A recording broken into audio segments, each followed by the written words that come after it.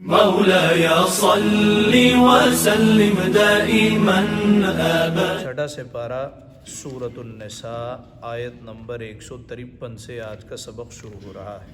اعوذ باللہ من الشیطان الرجیم، بسم اللہ الرحمن الرحیم۔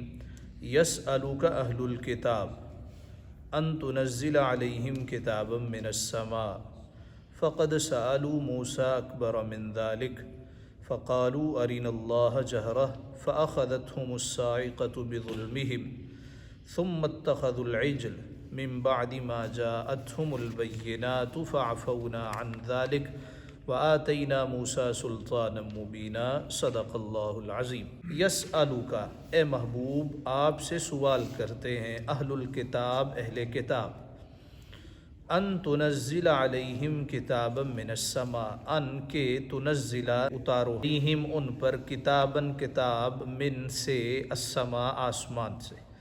اے محبوب اہل کتاب آپ سے سوال کرتے ہیں کہ ان پر آسمان سے ایک کتاب اتارو۔ فقد تو تحقیق، سألوا موسیٰ، انہوں نے موسیٰ سے بھی یہی سوال کیا تھا، اکبر من ذالک، اس سے بھی بڑا۔ فقالوا، اور وہ بولے، ارنا اللہ جہرہ، ہمیں اللہ کو اعلانیہ دکھا دو۔ فأخذتهم الصاعقہ، تو انہیں کڑک نے آ لیا، بظلمہم، ان کے گناہوں کے سبب۔ ثم اتخذوا العجل، پھر بچھڑا لے بیٹھے، من بعد ما جاءتهم البینات، بعد اس کے کہ روشن آیتیں ان کے پاس آ چکی۔ فعفونا عن ذلک، تو ہم نے یہ معاف فرما دیا۔ وآتینا موسیٰ سلطانا مبینا، اور ہم نے موسیٰ کو روشن غلبہ عطا فرمایا۔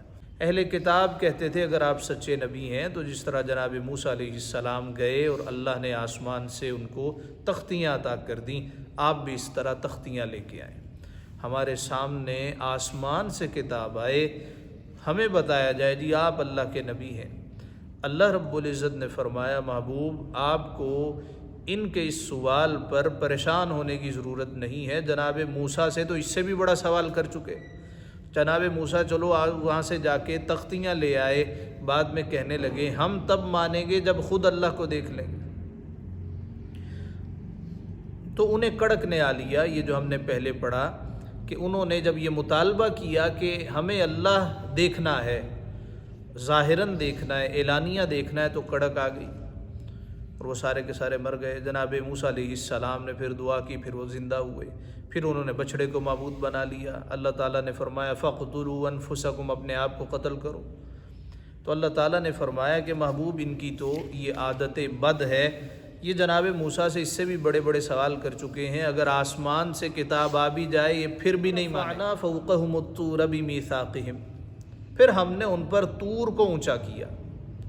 اسی بات کا اعادہ کیا جا رہا ہے جو ہم پہلے پڑھ چکے۔ پھر ہم نے ان پر طور کو بلند کیا، بِمِيثَاقِهِمْ، ان سے عہد لینے کے لیے، ان سے وعدہ لینے کے لیے۔ وَقُلْنَا لَهُمْ، اور ان سے کہا۔ اب جب طور اونچا ہوا یہ سجدے میں گر گئے، اور کن اکھیوں سے دیکھتے تھے کہ پہاڑ ہم پر نہ گر پڑے۔ وَقُلْنَا، اور ہم نے لَهُمْ، ان سے فرمایا، اُدْخُلُوا الْبَابَ سُجَّدًا، دروازے میں سجدہ کرتے ہوئے داخل ہونا ہے۔ وَقُلْنَا لَهُمْ، اور ان سے ہم نے فرمایا، لَا تَعْدُوا فِي السَّبْتِ، ہفتے میں حد سے نہ بڑھو، 6 دن کام کر لو، ایک دن ہمارے لیے وقف کر دو۔ ہفتے کے دن تم نے کاروبار نہیں کرنا، ہفتے کے دن کوئی تجارت نہیں کرنی، صرف ہماری بندگی کرنی۔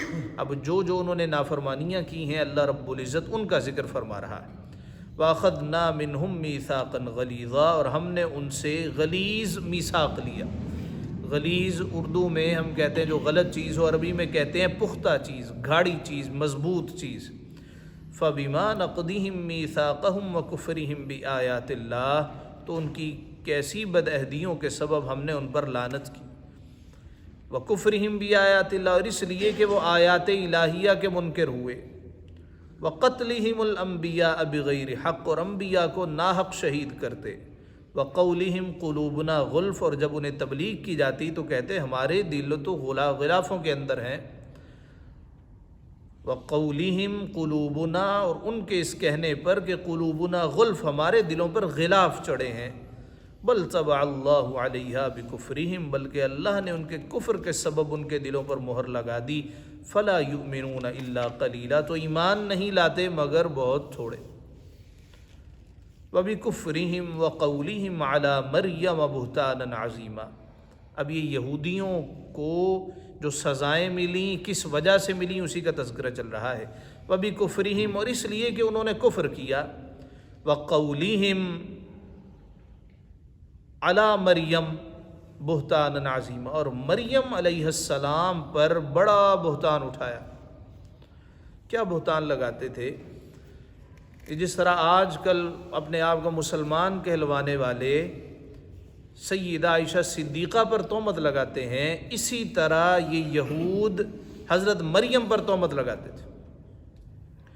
یہ کہتے تھے کہ مریم کے پیٹ میں جو بچہ ہے اس کا والد ہے یوسف النجار۔ یہ ایسے ہی کہتی ہے جی کہ آسمان سے فرشتہ آیا اور اس نے پھونک ماری اور میرے پیٹ میں یہ بچہ ہو گیا۔ نہیں، نعوذ باللہ، یہ کہتے تھے کہ اس نے یعنی مریم نے یوسف نجار سے زنا کیا۔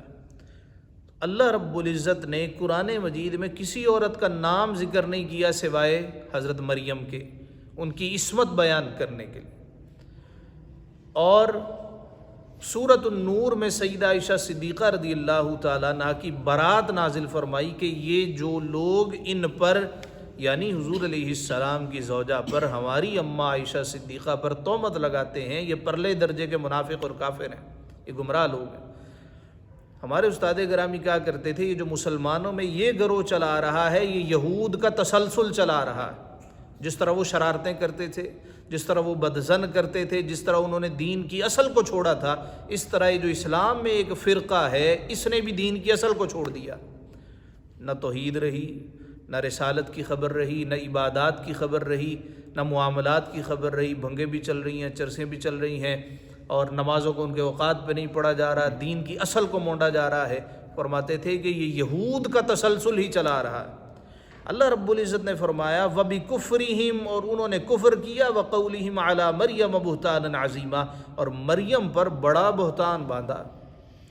وَقَوْلِهِمْ إِنَّا قَتَلْنَا الْمَسِيحَ عِيسَى ابْنَ مَرْيَمَ رسول اللہ، اس کے کہنے پر کہ ہم نے مسیح عیسیٰ ابن مریم اللہ کے رسول کو شہید کیا۔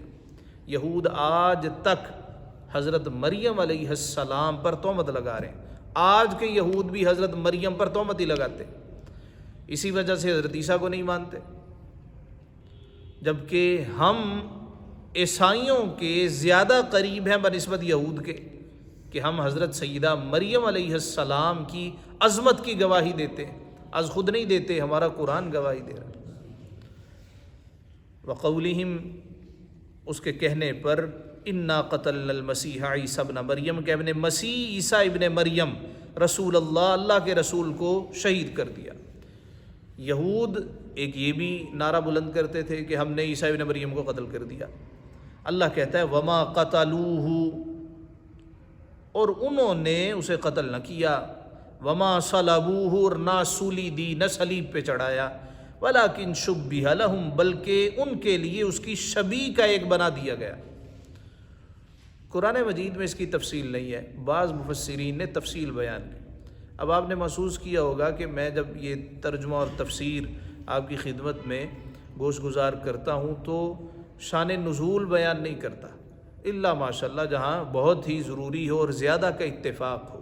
اس کی وجہ یہ ہے کہ حضرت شاہ ولی اللہ محدث دہلوی رحمۃ اللہ تعالی علیہ نے لکھا ہے کہ قرآن مجید سمجھنے کے لیے جو سب سے بڑی رکاوٹ ہے وہ شان نزول ہے، کہ ایک آدمی شان نزول پڑھ کے سمجھتا ہے یہ صرف اس وقت کے لیے تھا اور خاص ان لوگوں کے لیے تھا، جبکہ قرآن تو عام ہے، ہر شخص کے لیے ہے، جہاں جہاں ضروری ہو صرف اتنا ہی، ادروائز قرآن ہم سب کے لیے۔ بعض لوگ تو ایسے بھی ہیں وہ کہتے ہیں جی یقیم الصلاۃ، یہ کون سا صیغہ ہے؟ ہم کہتے ہیں جمع مذکر حاضر کا، تو جمع مذکر حاضر کا مطلب یہ ہے وہ لوگ، وہ مرد جو حاضر ہوں، تو حضور کے زمانے میں صحابہ حاضر تھے، نماز کا حکم ان کو ہے، ہم کو تو نہیں ہے، ہم تو حاضر نہیں تھے۔ تو اس کا جواب یہ ہے کہ قرآن مجید فرقان حمید تا صبح قیامت تک کے لیے تو شان نزول سمجھنے سمجھانے کے لیے جہاں پہ اکثریت کا اتفاق ہو، ورنہ شان نزول میں بھی اختلاف پایا جاتا ہے۔ عمومی طور پہ قرآن مجید کو ہم سمجھنے کی کوشش کر رہے ہیں۔ اچھا، اس پہ ابن کثیر اور ابن جریر وغیرہ نے ایک روایت نقل کی، وہ روایت یہ ہے کہ جناب سیدنا عیسیٰ علیہ السلام کے ارد گرد یہود اکٹھے ہو گئے، انہوں نے گھیرا ڈال دیا، موب بن گیا، جس طرح عثمان غنی ذو النورین کو کل ہم نے ذکر کیا شہید کیا گیا، جتھا آیا اور جتھے نے شہید کر دیا۔ اسی طرح سیدنا عیسیٰ ابن مریم علیہ السلام کے ارد گرد یہود اکٹھے ہو گئے، آپ ایک کمرے میں چلے گئے، اور کمرے میں آپ کے تھے حواری، حضور کے صحابہ، ان کے حواری ساتھی، وہ 17 کے قریب تھے۔ انہوں نے حضرت عیسیٰ کے ارد گرد گھیرا ڈال لیا کہ ہم آپ کی حفاظت کرتے ہیں۔ سیدنا عیسیٰ علیہ السلام نے کہا، کون ہے جو مجھ پہ اپنی جان قربان کرتا، اس کو انعام ملے گا۔ ایک حواری آگے بڑھا، وہ کہنے لگا، میں آپ پر اپنی جان کا نذرانہ پیش کرتا ہوں۔ تو سیدنا عیسیٰ علیہ السلام کو جبریل امین روشندان کے ذریعے آسمانوں پر لے گئے، اور وہ شخص جس نے کہا تھا وہ جناب عیسیٰ کی شبیہ بن گیا، اور اس کو انہوں نے یہ کہہ کر شہید کر دیا کہ یہی عیسیٰ۔ اللہ رب العزت نے اس بات کا ذکر کیا، وَمَا قَتَلُوهُ، یہ کہتے ہیں ہم نے عیسیٰ ابن مریم کو قتل کر دیا، شہید کر دیا۔ اللہ کہتا ہے انہوں نے نہ اسے قتل کیا، نہ اسے سولی دی، وَلَكِنْ شُبِّهَ لَهُمْ، بلکہ ان کے لیے اس کی شبیہ کا ایک بنا دیا۔ دیکھیے آج تک ماتم کرتے ہیں، حضرت عیسیٰ علیہ السلام کی شبیہ بنائی ہے اور اس کو صلیب پہ لٹکایا۔ ہمارے بزرگوں میں سے اکثر بزرگ وہ ٹائی نہیں پہنتے تھے، نہ وہ پہننے کی اجازت دیتے تھے، وہ کہتے تھے یہ عیسائیوں کا نشان ہے، وہ اس طرح جب بندہ کرتا ہے تو یہ صلیب کی ایک نشانی ہے، بہت ضروری ہو تو بندہ پہن لے ورنہ نہیں پہننی چاہیے۔ مجھے جب اسکول میں داخل کیا گیا تو میرے ابا جی ساتھ گئے، وہ کہنے لگے نہ تو انہیں کدی پینٹ پانی ہے تو نہ انہیں ٹائی پانی ہے، تو سر کہنے لگے کہ اس طرح تو ہمارے اسکول میں داخلہ نہیں۔ وہ کہتے جی نہیں، اسی بچے نو پھر پڑھانا ہی نہیں۔ تو وہ سر اللہ تعالیٰ ان پہ رحم فرمائے، انہوں نے کہا جی ٹھیک ہے چلو ایسے بہانے پڑھتے جاوے۔ تو وہ شدت کرتے تھے، سختی کرتے تھے۔ اسی طرح یہ کف والا سوٹ، ہمارے حضرت صاحب، میں نے ایک دفعہ یہ کف والا سوٹ پہنا تو حضرت صاحب کہنے لگے کہ غالباً حضرت میاں شیر محمد شرق پوری رحمۃ اللہ تعالیٰ علیہ، وہ جب کسی کا یہ کف والا سوٹ یا کالر دیکھ لیتے تھے تو کہتے تھے تو کتھوں انگریزاں دا پٹھو بن گیا ہے، اتنا کہہ کے مسکرانے لگے۔ فرمایا پہلے بزرگوں میں سختی زیادہ ہوتی تھی۔ تو آج بھی یہ صلیب کا نشان انہوں نے بنایا ہے، ماتم کرتے ہیں جی حضرت عیسیٰ علیہ السلام کو اس طریقے سے انہوں نے سولی۔ جناب سیدنا عیسیٰ علیہ السلام کی بابت اللہ نے اس آیت میں صراحت، وضاحت کے ساتھ، بلاغت کے ساتھ، انتہا کے ساتھ بیان فرما دیا، نہ انہوں نے اسے قتل کیا، نہ اسے سولی دی، وَلَكِنْ شُبِّهَ لَهُمْ، بلکہ ان کے لیے اس کی شبیہ کا بنا دیا گیا۔ وَإِنَّ الَّذِينَ اخْتَلَفُوا فِيهِ لَفِي شَكٍّ مِّنْهُ، اور وہ جو اس کے بارے میں اختلاف کر رہے ہیں ضرور اس کی طرف سے شبہ میں پڑے ہوئے۔ مَا لَهُمْ بِهِ مِنْ عِلْمٍ إِلَّا اتِّبَاعَ الظَّنِّ، انہیں اس کی کچھ بھی خبر نہیں مگر یہی گمان کی پیروی۔ سارے اپنی اپنی باتیں کرتے ہیں، کسی کو کوئی خبر نہیں ہے، جس کا جس طرف اٹکل جاتا ہے وہ وہی باتیں کرتا ہے۔ جس طرح ہم سورۃ الکہف میں پڑھیں گے کہ اتنے لوگ تھے اور ساتھ ان کے کتا تھا، بعض نے کہا اتنے تھے اور ساتھ ان کے کتا تھا۔ اللہ کہتا ہے اپنی باتیں کرتے ہیں، اللہ ہی جانتا تھا ان کی تعداد کتنی۔ تو اصل بات یہ نہیں ہے کہ تعداد کتنی تھی، اصل بات یہ ہے کہ واقعہ کیا تھا۔ وَمَا قَتَلُوهُ يَقِينًا، اور بے شک انہوں نے اس کو قتل نہیں کیا، یقیناً انہوں نے قتل نہیں کیا۔ تو پھر کیا کیا؟ بَلْ رَفَعَهُ اللَّهُ إِلَيْهِ، بلکہ اللہ نے اسے اپنی طرف اٹھا لیا۔ کس کو اٹھایا؟ جناب عیسیٰ علیہ السلام کے جسم کو بھی اٹھایا، روح کو بھی اٹھایا۔ سوال یہ ہے جب یہ واضح آیت ہے تو قادیانی حضرات کیوں نہیں مانتے؟ قادیانی کہتے ہیں کہ جناب عیسیٰ علیہ السلام فوت ہو گئے، سری نگر میں ان کی قبر ہے، ان کا مزار ہے۔ ہم کہتے ہیں جی بر رفعہ اللہ الیہ، وہ کہتے ہیں یا رفع سے مراد ہے روح عیسیٰ کو اٹھایا گیا۔ فرمایا نہیں، بر رفعہ اللہ الیہ، بلکہ اللہ نے اپنی طرف اٹھا لیا۔ اگلا جملہ وکان اللہ عزیزا حکیما، اور اللہ غالب ہے، حکمت والا ہے۔ یعنی جسم اور روح کو اپنی طرف اٹھایا ہے، صرف روح کو اپنی طرف نہیں اٹھایا۔ محیر العقول ذکر تھا تو اللہ نے اس کو ضروری سمجھا کہ قرآن شریف میں ذکر کیا جائے، اور ساتھ ہی کہا ہم غالب ہیں، ہم سب کچھ کر سکتے ہیں اور حکمت والے بھی ہیں۔ وَإِن مِّنْ أَهْلِ الْكِتَابِ إِلَّا لَيُؤْمِنَنَّ بِهِ قَبْلَ مَوْتِهِ، اور کوئی کتابی ایسا نہیں جو اس کی موت سے پہلے اس پر ایمان نہ لائے۔ کس کی موت سے پہلے؟ جناب عیسیٰ علیہ السلام کی موت سے پہلے۔ جناب عیسیٰ علیہ السلام کو اللہ رب العزت نے اٹھا لیا، انہوں نے ایک شخص کو عیسیٰ سمجھ کے شہید کر دیا، وہ جناب عیسیٰ کا حواری تھا۔ جناب عیسیٰ کے وہ جو مخلص ساتھی تھے وہ پوری دنیا میں پھیلے، اسی وجہ سے آج پوری دنیا میں عیسائیت سب سے زیادہ ہے، مسلمانوں سے بھی زیادہ عیسائی ہیں، اعداد و شمار کے حساب سے، عمل کے اعتبار سے نہیں۔ ان کے چرچ ویران ہیں، ان کو اپنی عبادات کی کوئی خبر نہیں ہے، ان کے بچے اپنے آپ کو غیر عیسائی سمجھنے میں فخر محسوس کرتے ہیں۔ نبی اکرم صلی اللہ علیہ وآلہ وسلم نے فرمایا، ترمذی میں روایت، سنن نبی داؤد میں مختلف اس کے چیپٹرز بنے ہوئے ہیں جناب عیسیٰ علیہ السلام کے نزول کے حوالے سے۔ آپ نے ارشاد فرمایا، قرب قیامت سیدنا عیسیٰ علیہ السلام دو فرشتوں کے پروں پہ اس طرح ہاتھ رکھتے ہوئے زمین پر نازل ہوں گے، زمین پہ اتریں گے، اور اتریں گے کہاں پہ؟ دمشق میں، دمشق کی جامع مسجد کے شرقی دروازے پر، مینارے پر، دروازے پر۔ ایک قول کے مطابق جو دمشق شہر ہے، دمشق شہر کے ارد گرد ایک فصیل ہے، دیوار ہے، وہاں پہ مینارہ ہے، وہاں پہ آپ اتریں گے۔ اب اس مینارے سے متصل جتنا بڑا وہ مینار ہے، عیسائیوں نے اتنی بڑی وہاں پہ صلیب بھی بنا رکھی ہے۔ اس سے متصل ایک چھوٹا سا علاقہ ہے، اس جگہ کا نام ہے غوطہ، غین واو طاہا۔ روایات کے مطابق یہ وہ جگہ ہے غوطہ جہاں پہ حشر کے دن میدان سجے گا، منچ یہاں پر لگایا جائے گا۔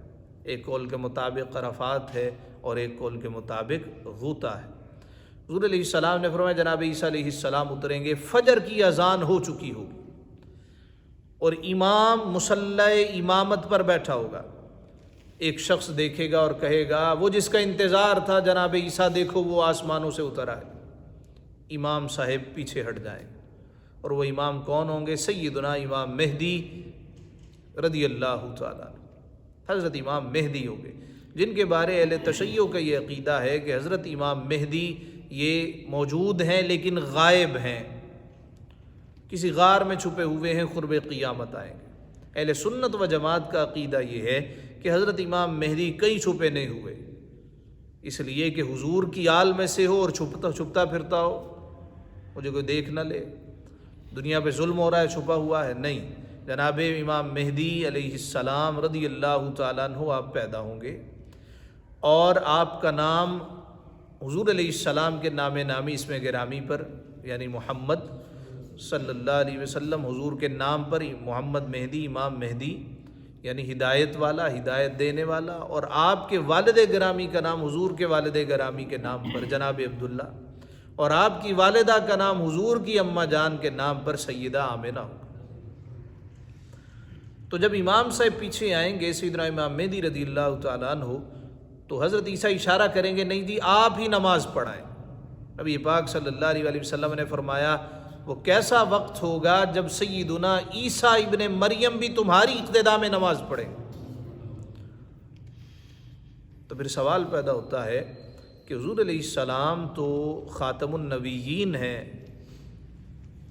تو حضرت عیسیٰ کہاں سے چلے آئے؟ یہی بات قادیانی کرتے ہیں۔ وہ کہتے ہیں، ایک طرف آپ کہتے ہیں کہ حضور آخری نبی ہیں، اور ایک طرف آپ کہتے ہیں جناب عیسیٰ بھی آئیں گے۔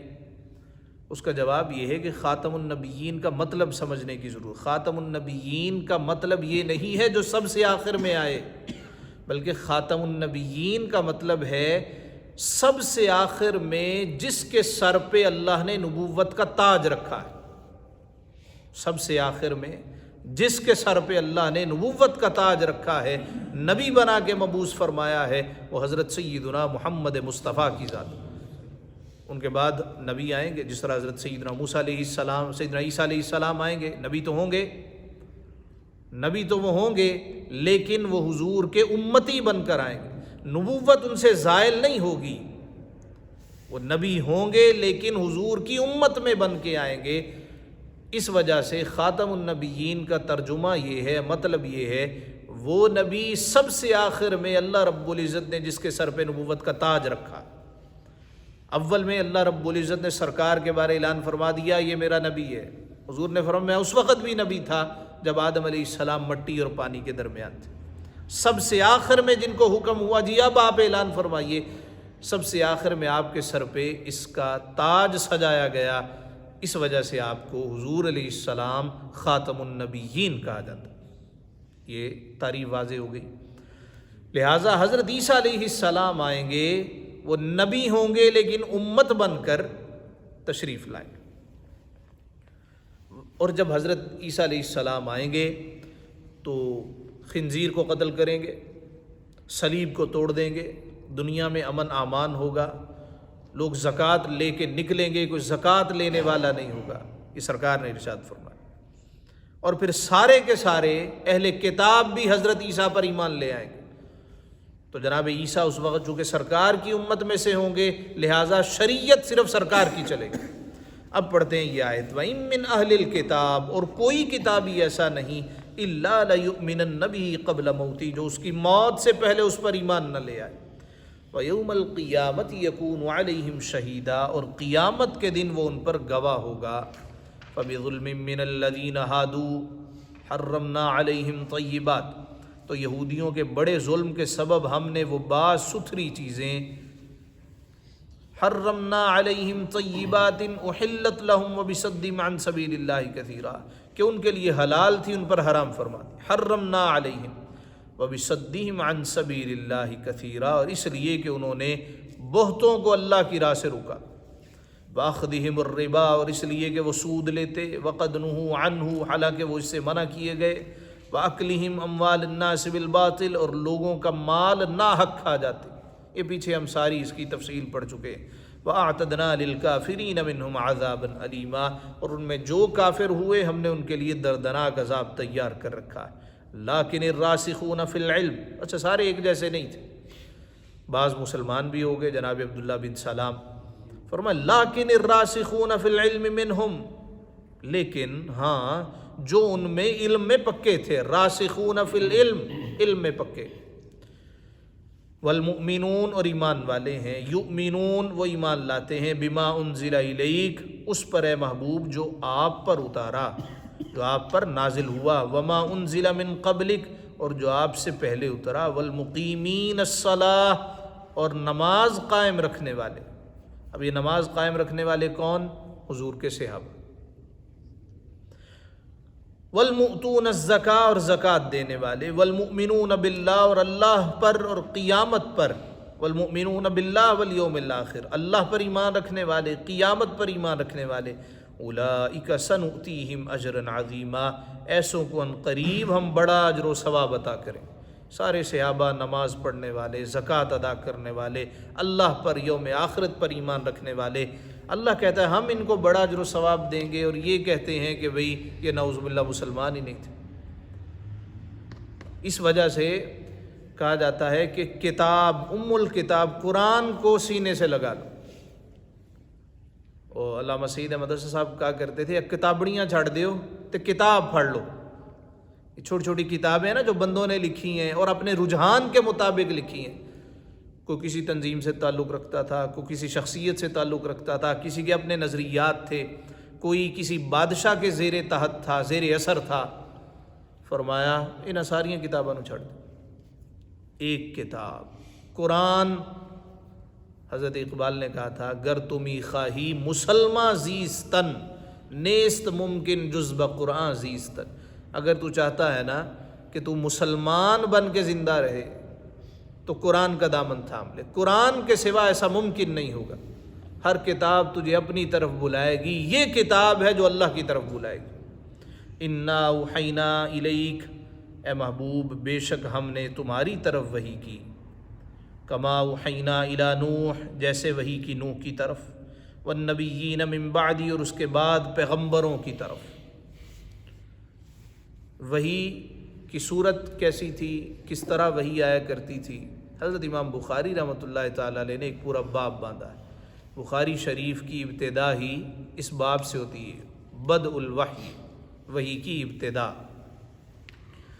کبھی کبھی گھنٹیوں کے بجنے کی آواز آتی تھی، کبھی جبریل امین کے ذریعے وحی آتی تھی، کبھی جبریل کے بغیر بھی آتی تھی. تو پتہ کیسے چلتا تھا؟ ایک صحابی کہتے ہیں کہ حضور علیہ الصلاۃ والسلام کا سر انور یا حضور کا زانو میرے زانو پر تھا کہ یک آپ کی کیفیت مختلف ہو گئی، اور اتنا بوجھ مجھے محسوس ہوا، ایسے محسوس ہوتا تھا جیسے ابھی میرا گھٹنا ٹوٹ جائے۔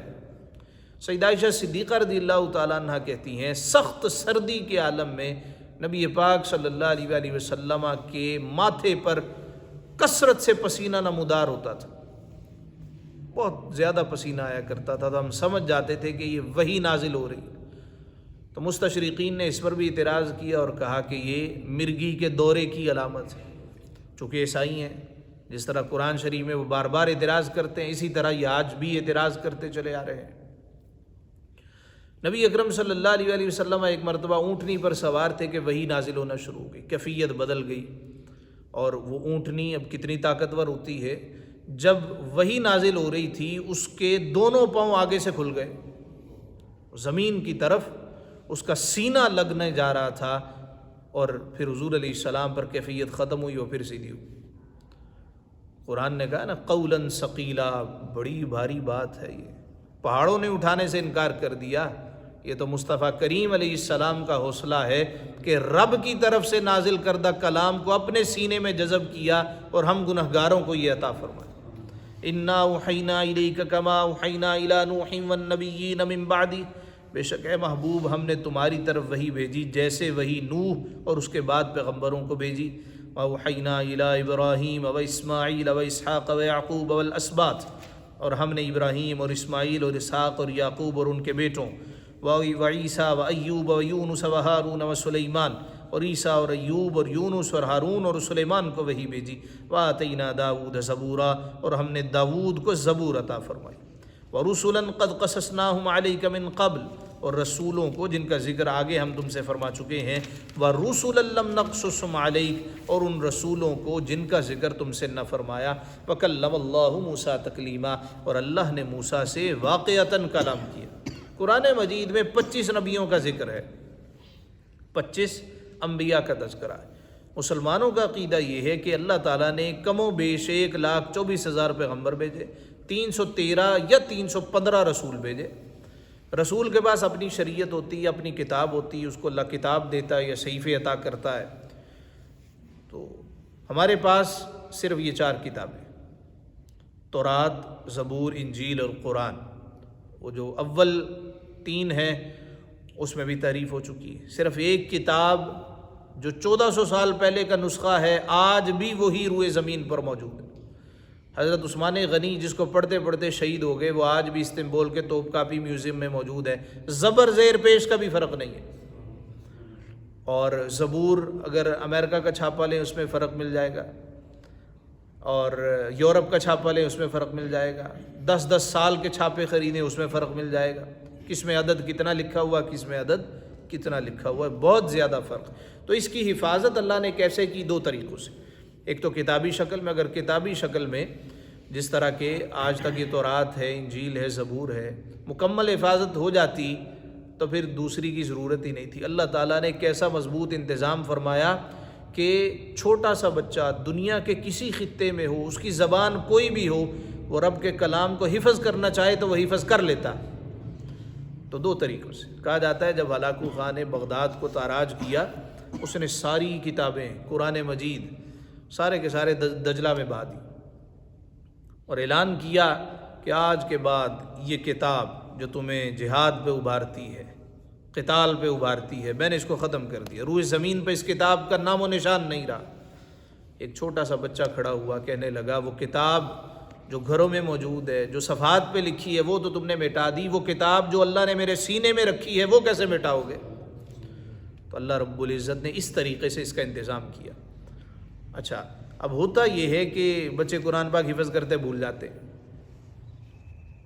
حضور کی امت کے حافظوں پر سب سے بڑا احسان حضرت عمر فاروق نے کیا۔ وہ کیا؟ آپ نے دیکھا کہ کہاں پہ کھڑا ہو کے تراویح پڑھ رہا ہے، کوئی ادھر کھڑا ہو کے پڑھ رہا ہے، کوئی ادھر پڑھ رہا ہے۔ آپ نے ایک امام بنا دیا، فرمایا تم نے تراویح پڑھانی ہے، بقیہ سب نے تراویح سننی۔ اب وہ قرآن مجید تراویح میں پڑھایا کرتے تھے۔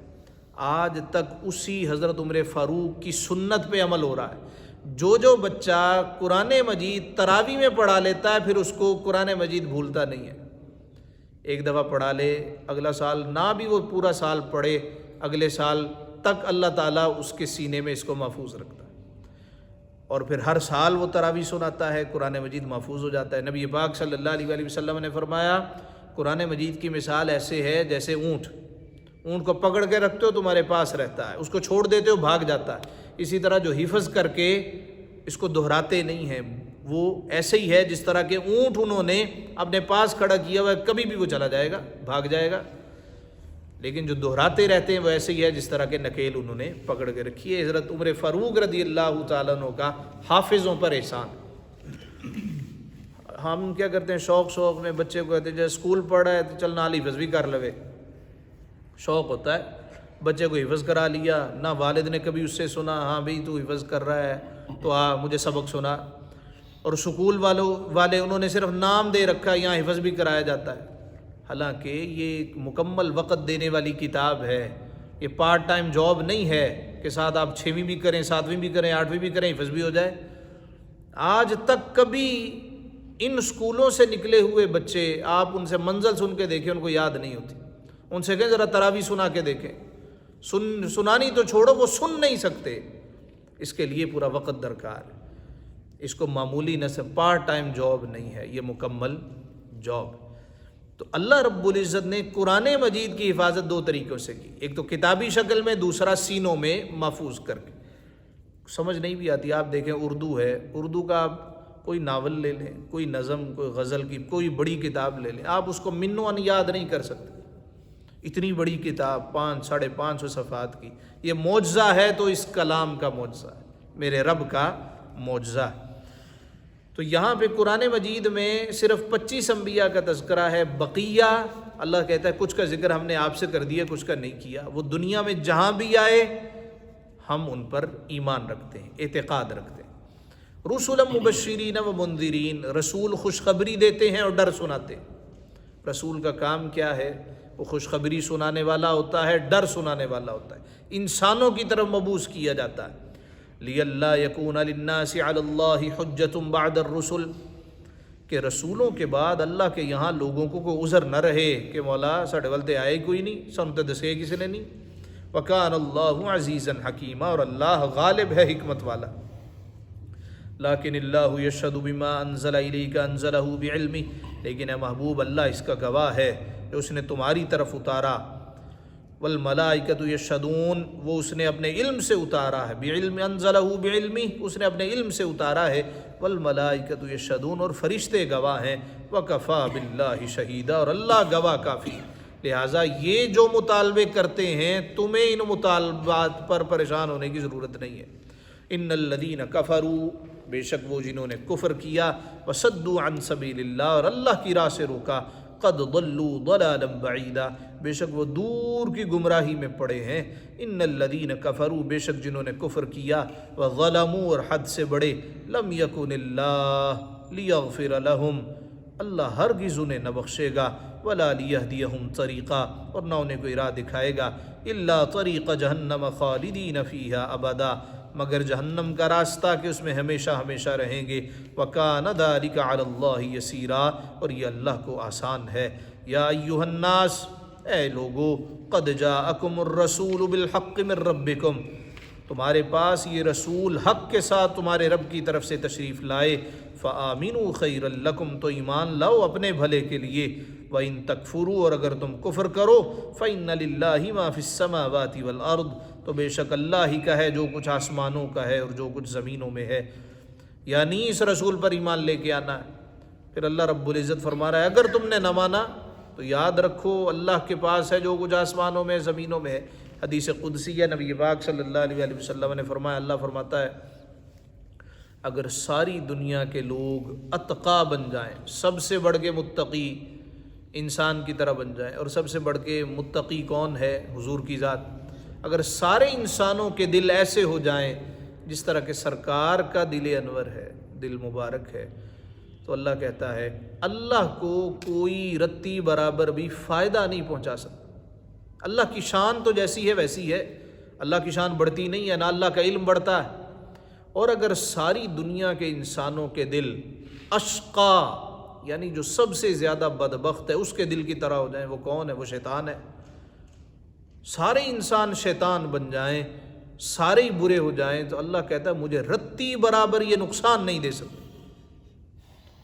نہ اللہ کا علم بڑھتا ہے، نہ اس کی توقیر بڑھتی ہے، وہ جیسے ازل سے ہے ویسے ہی ابد تک رہے گا۔ اللہ کہتا ہے یہ میرا محبوب ہے، اس پر ایمان لے کے آؤ تو تمہارے لیے بہتر ہے، اور اگر تم نے نہ مانا تو بے شک اللہ ہی کا ہے جو کچھ آسمانوں میں ہے اور زمین میں ہے۔ وَكَانَ اللَّهُ عَلِيمًا حَكِيمًا، اور اللہ علم والا ہے، حکمت والا ہے۔ یا اہل الکتاب، اے کتاب والو، لا تغلو فی دینکم، اپنے دین میں زیادتی نہ کرو، غلو کرنا، حد سے بڑھ جانا، تجاوز کرنا، ایسا نہ کرو۔ یہ ہر معاملے میں ناجائز اور حرام ہے، اعتدال کا راستہ اختیار کرنا چاہیے۔ کل ہم نے پڑھا تھا فَلَا تَقْعُدُوا مَعَهُمْ حَتَّى يَخُوضُوا فِي حَدِيثٍ غَيْرِهِ، اگر تم کسی ایسی مجلس میں بیٹھو جہاں پہ اللہ کی آیتوں کا انکار کیا جا رہا ہے اور ٹھٹھا کیا جا رہا ہے، اللہ کہتا ہے نہ بیٹھو ان کے ساتھ، ایسی مجلس میں نہ بیٹھو۔ اگر ایسے گروپس میں ایڈ ہو تو گروپ سے نکل جاؤ، ایسی کمیونٹی سے ایڈ ہو تو اس میں سے نکل جاؤ، وہاں سے نکل جاؤ۔ بعض لوگوں نے سوال کیا کیا ہم ذاکروں کا بیان سن سکتے ہیں؟ بعض بھولے بالے سنی 10 محرم آتا ہے تو پیٹنے بھی چلے جاتے ہیں اور کہتے ہیں جی امام حسین کا تذکرہ ہی ہو رہا تھا، تو کیا ان کو سننے جایا جا سکتا؟ ہمارے استاد گرامی کہا کرتے تھے کہ جا سکتے ہو اگر تم میں غیرت ہو، کیونکہ دوران گفتگو وہ حضرت ابوبکر صدیق کی شان میں گستاخیاں کرے گا، ان کو کافر کہے گا، اگر تو کھڑے ہو کے جواب دے سکتے ہو تو چلے جاؤ۔ جب وہ اپنی بات بیان کر رہا ہوگا تو دوران گفتگو وہ حضرت عائشہ پر تہمت لگائے گا اشاروں کنایوں میں، اگر تو کھڑے ہو کے روک سکتے ہو تو چلے جاؤ۔ اور اگر اتنا علم نہیں ہے تو تمہیں ان کے پاس جانے کی اور ان کو سننے کی اجازت نہیں ہے۔ ایسا شخص جو گستاخیاں کرتا ہو، خواہ وہ اللہ کی گستاخی ہو، رسول اللہ کی گستاخی ہو، صحابہ کی گستاخی ہو، اشاروں کنایوں میں ہو، ان کے پاس بیٹھنا، ان کی مجلسوں میں جانا، ان ذاکروں کو سننا، یہ ہرگز جائز نہیں، عام مسلمان کے لیے بالکل بھی جائز نہیں۔ تو دین میں غلو کرنا، ہم میں سے بھی بہت سارے لوگ ایسے رسول اللہ صلی اللہ علیہ وسلم کو بعض اوقات اتنا اونچا کر دیتے ہیں، اتنی شان بڑھا دیتے ہیں کہ اللہ کی شان میں تنقیص شروع کر دیتے ہیں۔ دوسری طرف حضرت علی المرتضیٰ رضی اللہ تعالیٰ عنہ کی شان اتنی بلند کرتے ہیں کہ رسول اللہ کی شان میں تنقیص شروع کر دیتے ہیں۔ یعنی یہاں تک کہنا شروع ہو گئے کہ حضرت جبریل سے غلطی ہوئی، جبریل تو وہی لے کے آ رہے تھے حضرت علی کی طرف، تو جبریل بھول گئے اور بھول کے چلے گئے رسول اللہ حضرت محمد صلی اللہ علیہ وسلم کی طرف۔ یہ دیکھیں نا، وہ جو اساتذہ کہا کرتے تھے یہ یہود کا تسلسل چلا رہا، پہلے سے بارے میں ہم نے پڑھا، اللہ کہتا ہے من کان عدوا لجبریل فإنہ، کون ہے جو جبریل کا دشمن ہے؟ یہ یہود کہا کرتے تھے یہ جبریل ہمارا دشمن ہے، تو یہ بھی یہی کہتے ہیں جی وہ جبریل سے غلطی ہو گئی، غلو اتنا کیا، حضرت علی کو خدا کا درجہ دے دیا، جبکہ ان کی مشہور کتاب ہے نہج البلاغہ، حضرت علی کے خطبات پر کہتے مشتمل ہے۔ نہج البلاغہ میں مولا علی کا قول ہے، آپ نے فرمایا مجھ سے تعلق رکھنے والے 2 لوگ گمراہ ہو گئے، برباد ہو جائیں گے۔ پوچھا گیا کہ حضور والا وہ کون لوگ؟ فرمایا پہلا گروہ تو وہ ہوگا جو مجھ سے محبت اتنی کرے گا کہ میری محبت کی آڑ میں دوسروں کو گالیاں بکے گا، یہ گمراہ ہو جائے گا۔ کہ حضور والا دوسرا گروہ کہا وہ مجھ سے بغض اتنا کرے گا، اتنا بغض رکھے گا کہ دوسروں کی تعریفیں تو ہوں گی مگر میری کوئی تعریف نہیں، دوسروں کا ذکر ہوگا مجھے گالیاں دی جائیں گی۔ یہ دونوں گروہ برباد ہو گئے۔ تو پوچھا گیا کہ آپ بتائیے پھر کون سا گروہ حق پر ہوگا؟ فرمایا جو میانہ روی اختیار کرے، اعتدال والے راستے پر چلے، اور اعتدال والے راستے پر آپ بے شک تنہائی میں سوچئے گا وہ کون لوگ ہیں جو سیدنا علی المرتضیٰ کا نام آئے تب بھی کھل کے ہی ذکر کرتے، حضرت ابو بکر کا تذکر آئے تب بھی کھلکھلا کے ہی ذکر کرتے، ان کے دلوں میں بغض نہیں ہے۔ لہٰذا یہ حضرت علی کا اپنا فرمان ہے، اور مولا علی نے خود کا سوائق المحرقہ میں ہے، آپ نے فرمایا لا اجد احدا فضلنی علی ابی بکر وعمر الا جلت حد المفتری، میں نے اگر کسی کو دیکھا کہ وہ مجھے ابو بکر اور عمر سے افضل کہتا ہے، اس کو میں مفتری کی حد لگاؤں گی، یعنی وہ افترا باندھ رہا ہے، 80 کوڑے ماروں گا۔ یہ مولا علی نے خود کہا۔ یہ دین میں غلو کرنے والے ہمارے نعت خواہ نعت پڑھتے ہوئے کیا شعر پڑھتے ہیں کہ قبر کے عذاب سے نہ مجھ کو ڈرا واعظ، وہاں سرکار آئیں گے عطا جانے خطا جانے۔ اچھا، اپنی طرف سے اس نے بڑی سرکار کی شان بیان کی، حالانکہ توہین کر رہا ہے تو حضور کی، حضور نے خود قبر کے عذاب سے ڈرایا، اور یہ خود کہہ رہا ہے کہ تو قبر کے عذاب سے نہ ڈرا ہوتے، سرکار نے آنا ہے تے بس آپ ہی دیکھ لیں گے، میں جو مرضی پٹھے کم کرتا رہا۔ اب یہ وہ جملے کہہ رہا ہے، اس پہ اس کو پیسے ہو رہے ہیں، اور ہمارے بچے اس کو دیکھ رہے ہیں اور گھر جا کے کہتے ہیں ابا جی میں بھی نعت پڑھنی ہے۔ پتر تو نے یہ کیوں نہیں کہا کہ میں نے حضور کی حدیث سنانی، میں نے قرآن مجید حفظ کریں؟ اس لیے کہ قاری صاحب برکت کے لیے انہوں نے تلاوت شروع کی، کسی کو سمجھ کوئی نہیں آئی، نہ ان کو کوئی پیسہ دھیلا ہوا، اور سارے نکل گئے۔ ایک دفعہ حضرت صاحب کے پاس چند لوگ آئے اور آ کے کہنے لگے آپ کا بیٹا قاری صاحب وہ مختلف جگہوں پہ جاتے ہیں، قرات کرتے ہیں، اور وہاں سے پیسے ہوتے ہیں تو پیسے لے کے آتے ہیں۔ جلال میں آگے فرمایا تواڈے پتر گانے گا کے پیسے لین تے جائز ہے، میرا پتر قرآن پڑھا کے پیسے لوے تے آرام ہے، کمال ہے۔ یہ جتنے یہ گانے گاتے ہیں، فنکار ہیں، جن کے ساتھ ہم تصویریں بنا کے فخر محسوس کرتے ہیں، آج سے چند سال پہلے تک انہیں کنجر کہا جاتا تھا، ایسی عورتوں کو طوائف کہا جاتا تھا، اب خوبصورت لیبل لگ گیا، ایکٹر، ایکٹریس اور فنکار، فن کی خدمت، فنکار کی کوئی سرحد نہیں، اس کا کوئی دین مذہب نہیں، اور پھر وہ اپنے ملازم کو مار کے کہتا ہے بوتل کہاں ہے، بعد میں کہتا ہے جی میں تو دم والی بوتل کا ذکر کر رہا تھا۔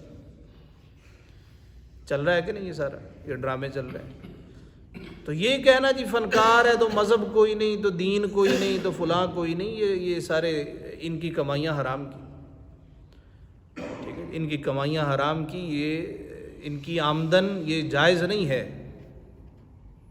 اس لیے کہ شریعت اسلامیہ میں یہ گانے باجے تو ویسے ہی جائز نہیں ہے۔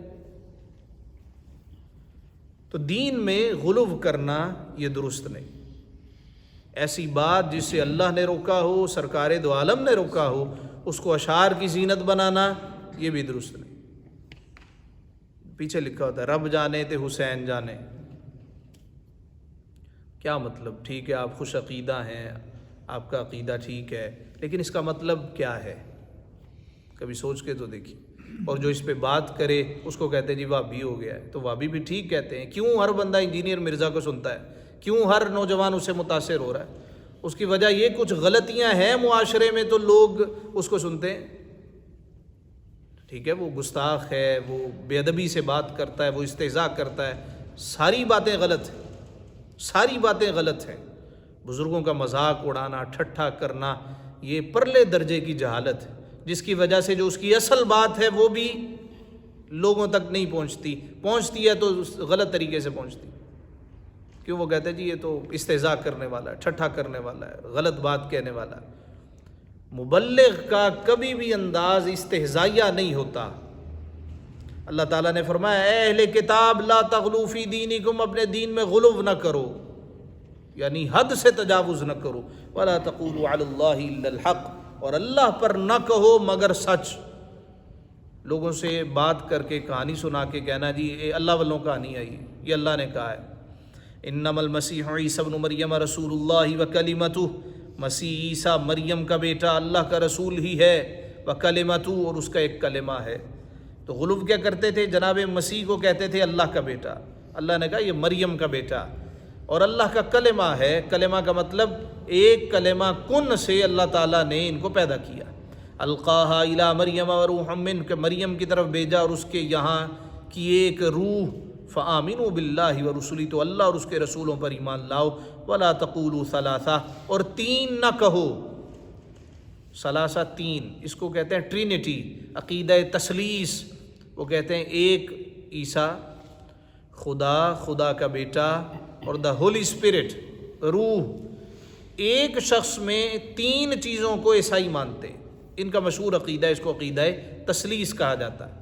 فرمایا ولا تقولوا ثلاثہ، اور تین نہ کہو۔ عیسیٰ ابن مریم ہی ہے، نہ وہ خدا ہے، نہ خدا کا بیٹا ہے، نہ کوئی ہولی اسپرٹ ہے، بس اللہ نے ایک کلمہ کہا، اس سے وہ پیدا ہوا۔ بعض لوگ کہتے ہیں کہ آپ بھی تو حضرت سیدنا رسول اللہ صلی اللہ علیہ وسلم کے بارے کہتے ہیں نورم من نور اللہ، اللہ کے نور سے نور۔ ہم کہتے ہیں اس کا مطلب یہ نہیں ہے کہ اللہ کے نور کا ایک ٹکڑا ٹوٹا اور اس ٹوٹے ہوئے ٹکڑے سے رسول اللہ کی ذات بن گئی۔ یہ جو درود تاج ہے اس میں یہ جملہ ہے، اس میں بے شمار لوگ معترض ہوتے ہیں، اس کا مطلب ہرگز نہیں۔ مطلب یہ ہے اللہ نے اپنے نور کے فیض سے سرکار دو عالم صلی اللہ علیہ وسلم کا نور پیدا کیا، یہ اس کا مطلب ہے۔ اللہ کا نور کا کوئی ٹکڑا نہیں ہے، کوئی ٹوٹا حصہ نہیں ہے کہ جس سے اللہ تعالیٰ نے کسی اور کی تخلیق کی۔ انتہو خیر لکم، باز رہو اپنے بھلے کو، انما اللہ الہ واحد، بے شک تمہارا خدا ایک ہی خدا ہے۔ ذرا پڑھتے جائیے قرآن پاک اور عقیدہ توحید کے بارے ہم اپنے دل میں بھی جھانک کے دیکھیں کہ کتنا مضبوط ہے۔ سبحانہ ان یکون لہ ولد، پاکی ہے اسے کہ اس کے کوئی بیٹا ہو، اس کے کوئی بچہ ہو۔ لہ ما فی السماوات و ما فی الارض، اسی کا مال ہے جو آسمانوں میں ہے اور جو کچھ زمین میں ہے۔ وَكَفَى بِاللَّهِ وَكِيلًا، اور اللہ کافی ہے کارساز۔ لَن يَسْتَنكِفَ الْمَسِيحُ أَن يَكُونَ عَبْدًا لِلَّهِ، ہرگز مسیح اللہ کا بندہ بننے سے کچھ نفرت نہیں کرتا، یعنی جناب مسیح تو پسند کرتے ہیں اللہ کا بیٹا بننے میں، اللہ کا بندہ بننے میں، اور یہ کہتے ہیں کہ بھئی یہ اللہ کا بیٹا ہے۔ ان کو تو کوئی مسئلہ نہیں ہے، اے ماننے والو تمہیں کیا مسئلہ ہے؟ لن یستنکف المسیح، ہرگز مسیح کو اس بات سے نفرت نہیں ہے ان یکون عبدا للہ، کہ وہ اللہ کا بندہ بنے۔ وللملائکۃ المقربون، اور نہ مقرب فرشتے، نہ مقرب فرشتوں کو کوئی مسئلہ ہے کہ وہ اللہ کے برگزیدہ فرشتے رہیں، نہ وہ اللہ کی بیٹیاں ہیں۔ ومن یستنکف عن عبادتی، اور جو اللہ کی بندگی سے نفرت کرے، ویستکبر، اور تکبر کرے، فسیحشرہم الیہ جمیعا، تو کوئی دم جاتا ہے کہ وہ ان سب کو اپنی طرف ہانکے گا۔ فَأَمَّا الَّذِينَ آمَنُوا وَعَمِلُوا الصَّالِحَاتِ، تو وہ جو ایمان لائے اور اچھے کام کیے، فَيُوَفِّيهِمْ أُجُورَهُمْ، ان کی مزدوری انہیں بھرپور دے گا، وَيَزِيدُهُمْ مِنْ فَضْلِهِ، اور اپنے فضل سے انہیں اور زیادہ عطا فرمائے گا۔ وَأَمَّا الَّذِينَ اسْتَنْكَفُوا وَاسْتَكْبَرُوا فَيُعَذِّبُهُمْ عَذَابًا أَلِيمًا، اور وہ جنہوں نے نفرت اور تکبر کیا تھا انہیں دردناک سزا دے گا۔ وَلَا يَجِدُونَ لَهُم مِّن دُونِ اللَّهِ وَلِيًّا وَلَا نَصِيرًا، اور اللہ کے سوا نہ اپنا کوئی حمایتی پائیں گے نہ مددگار۔ اللہ کہتا ہے جو ایمان لے آئے اور اعمال صالحہ کیے، ایک تو انہیں مزدوری بھی اللہ دے گا اور اپنے فضل سے مزدوری سے بڑھ کر بھی کچھ عطا کرے گا۔ مزدوری سے بڑھ کے کیا عطا ہوگا؟ سنن ترمذی میں غالباً روایت ہے، نبی پاک صلی اللہ علیہ وسلم نے فرمایا جنتیوں کی لائن ہوگی اور جہنمیوں کی لائن ہوگی۔ جہنمیوں کی لائن میں ایک شخص دائیں بائیں دیکھے گا کہ مجھے بچائے، تو جنتی والی لائن میں اس کو ایک بابا نظر آئے گا، اس کے پاس چلا جائے گا اور کہے گا جی یاد ہے ایک دفعہ آپ تشریف لائے تھے، میں نے آپ کو وضو کرایا تھا، میں نے آپ کی خدمت کی تھی۔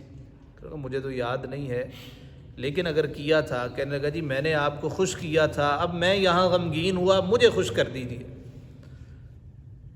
اب یہ آیت دیکھیے، اللہ کہتا ہے وہ جو ایمان والے اور اچھے کام کیے، فَيُوَفِّيهِمْ أُجُورَهُمْ، ان کو تو اجر مل گیا، وہ تو جنت کی لائن میں کھڑے ہیں، یہ بھی جنت میں داخلہ ہوگا۔ وَيَزِيدُهُمْ مِنْ فَضْلِهِ، اور اللہ اپنے فضل سے انہیں اور بھی کچھ عطا کرے گا۔ اب وہ اور کیا کچھ عطا کرے گا؟ یہ حضور علیہ السلام نے فرمایا، اس کی سند اگرچہ ضعیف ہے، آپ نے فرمایا کہ وہ کہے گا کہ میں نے دنیا میں آپ کو خوش کیا تھا تو آپ مجھے یہاں پہ خوش کریں گے، وہ کہے گا آجا تو بھی میرے ساتھ لائن میں لگ جا، وہ اپنے ساتھ ہی کھڑا کر لے گا۔ اب اس کو بھی جنت میں اللہ داخل فرما دے گا، کیوں؟ اس کی شفاعت کی ہے تو ایک جنتی نے شفاعت کی، اس لیے فرمایا کہ اچھوں کی صحبت اختیار کرنی چاہیے، کو ڈھونڈنا چاہیے کوئی بندہ جو نیک و صالح ہو، اس کے ساتھ سنگت اختیار کرو۔ وَأَمَّا الَّذِينَ اسْتَنْكَفُوا وَاسْتَكْبَرُوا فَيُعَذِّبُهُمْ عَذَابًا أَلِيمًا، اور وہ جنہوں نے نفرت اور تکبر کیا تھا انہیں دردناک سزا دے گا۔ وَلَا يَجِدُونَ لَهُم مِّن دُونِ اللَّهِ وَلِيًّا وَلَا نَصِيرًا، اور اللہ کے سوا نہ اپنا کوئی حمایتی پائیں گے نہ مددگار۔ یا ایھا الناس، اے لوگو، قد جاءکم برہان من ربکم، بے شک تمہارے پاس اللہ کی طرف سے واضح دلیل آئی۔ برہان دلیل، اور یہاں برہان سے مراد نبی اکرم صلی اللہ علیہ وآلہ وسلم کی ذات۔ حضرت موسیٰ علیہ السلام کو اللہ نے 2 معجزے دیے اور کہا برہانان، یہ 2 معجزے تمہارے رب کی طرف سے، اور نبی پاک صلی اللہ علیہ وآلہ وسلم کو سراپا معجزہ اللہ نے کہا ہے۔ برہان معجزہ، برہان واضح دلیل۔ اللہ تعالیٰ نے حضرت موسیٰ علیہ السلام کو کیا معجزہ دیا؟ عصا ہے، نیچے رکھو سانپ بن جائے گا، سانپ بن گیا۔ فرمایا یہ ہاتھ ہے، یہاں سے نکالو، اپنی جیب سے نکالو، گریبان سے نکالو، یہ ید بیضہ بن جائے گا۔ بے شمار، کسی کو 1 معجزہ ملا، کسی کو 9 معجزے ملے۔ امام احمد رضا قادری رحمۃ اللہ تعالیٰ علیہ کہتے ہیں معجزے انبیاء کو خدا نے دیے، معجزہ بن کے آیا ہمارا نبی، سب سے اولا والا ہمارا نبی، سب سے بالا والا ہمارا نبی۔ یا ایھا الناس، اے لوگو، قد جاءکم برہان من ربکم، تمہارے پاس اللہ کی طرف سے واضح دلیل آئی۔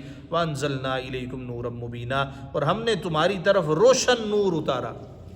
اس نور سے مراد قرآن بھی لیا جا سکتا ہے، اس سے مراد سرکار کی ذات بھی لی جا سکتا ہے۔ اب حضور علیہ السلام نور ہیں یا بشر، اس پہ بھی مناظرے ہوتے ہیں، گفتگو ہوتی ہے۔ اہل سنت کا عقیدہ کیا ہے؟ اہل سنت کا عقیدہ ہے جو حضور کو بشر نہ مانے وہ کافر ہے، اس لیے کہ اللہ نے حضور کو بشر بنایا۔ قل انما انا بشر مثلکم، میں تمہاری طرح بشر ہوں۔ جو حضور کو بشر نہ مانے وہ کیا ہے؟ کافر۔ جو حضور کو نور نہ مانے وہ کافر نہیں ہے، وہ گمراہ ہے، وہ فاسق ہے۔ تو کیسے ہو سکتا ہے ایک بندہ بشر بھی ہو اور نور بھی ہو؟ حضرت جبریل امین نور ہیں مگر بشری شکل میں آتے ہیں۔ وہ حدیث جبریل مشہور ہے، حضور کے پاس آئے، حضرت عمر کہتے ہیں ایک بندہ دیکھا، سفید چٹا لباس ہے، ہم نے کبھی نہیں دیکھا۔ حضور کے سامنے ادب کے ساتھ بیٹھ گیا اور زانو کے ساتھ زانو لگا لیے اور عرض کرنے لگا یا رسول اللہ، ایمان کیا ہے، اسلام کیا ہے اور احسان کیا ہے؟ تو بشری شکل میں آئے تو لباس بھی پہنا، بشری شکل میں آئے تو اس طرح گفتگو بھی فرمائی۔ تو حضور نور بھی ہیں اور بشر بھی ہیں، یہ اہل سنت کا عقیدہ۔ فَأَمَّا الَّذِينَ آمَنُوا بِاللَّهِ وَاعْتَصَمُوا بِهِ فَسَيُدْخِلُهُمْ فِي رَحْمَةٍ مِّنْهُ، تو وہ جو اللہ پر ایمان لائے اور اس کی رسی مضبوطی سے تھامے، وَاعْتَصَمُوا بِهِ، اور اللہ کی رسی انہوں نے مضبوطی سے تھامی، فَسَيُدْخِلُهُمْ فِي رَحْمَةٍ مِّنْهُ، تو ان قریب اللہ اپنی رحمت میں انہیں داخل کرے گا، وفضل، اور اپنے فضل میں داخل کرے گا، وَيَهْدِيهِمْ إِلَيْهِ صِرَاطًا مُسْتَقِيمًا، اور انہیں اپنی طرف سیدھی راہ دکھائے گا۔ یستفتونک، اے محبوب آپ سے فتویٰ پوچھتے۔ ابتدا میں موضوع تھا اس صورت کا خواتین کے متعلق مسائل، یتیموں کے متعلق مسائل، اور وہ حضرات، وہ صحابہ جو جنگ میں شہید ہو گئے، ان کی وراثت کے احکام۔ یہ آخری آیت، یستفتونک، اے محبوب آپ سے فتویٰ پوچھتے ہیں، قل اللہ یفتیکم فی الکلالہ، تم فرما دو اللہ تمہیں کلالہ میں فتویٰ دیتا ہے۔ کلالہ وہ آدمی ہوتا ہے جس کا نہ والد ہو، نہ والدہ ہو، نہ بیٹا ہو، نہ بیٹی ہو، کوئی بھی نہیں ہے، اس کو کہتے ہیں کلالہ۔ اے محبوب آپ سے فتویٰ پوچھتے ہیں کلالہ کے بارے، آپ کہیے کہ اللہ تمہیں کلالہ کے بارے فتویٰ دیتا ہے۔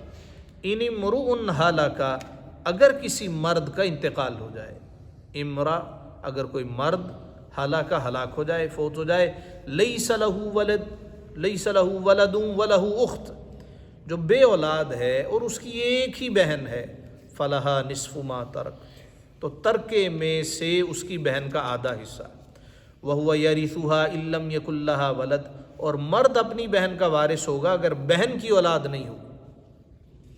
فَإِن كَانَتْ اثْنَتَيْنِ فَلَهُمَا الثُّلُثَانِ مِمَّا تَرَكَ، پھر اگر ایک کی بجائے 2 بہنیں ہوں تو ترکے میں ان کا 2/3 حصہ ہوگا۔ وَإِن كَانُوا إِخْوَةً رِجَالًا وَنِسَاءً فَلِلذَّكَرِ مِثْلُ حَظِّ الْأُنثَيَيْنِ، اور اگر بھائی بہن ہوں، مرد بھی اور عورتیں بھی، تو مرد کا حصہ 2 عورتوں کے برابر، جتنا لڑکی کو دیا جائے گا اس سے دگنا لڑکے کو دیا جائے گا۔ یبین اللہ لکم ان تضلوا، اللہ تمہارے لیے صاف بیان فرماتا ہے کہ کہیں بہک نہ جاؤ۔ واللہ بکل شیء علیم، اور اللہ ہر چیز جانتا ہے۔ اللہ تعالیٰ کے فضل و کرم سے ہماری سورۃ النساء آج مکمل ہوئی۔ صدق اللہ مولانا العظیم۔ اس میں کوئی غلطی ہوئی، کوتاہی ہوئی، لغزش ہوئی، اللہ اپنی شان کریمی رحیمی سے درگزر فرمائے۔ انشاءاللہ کل ہم سورۃ المائدہ کا باقاعدہ آغاز کریں۔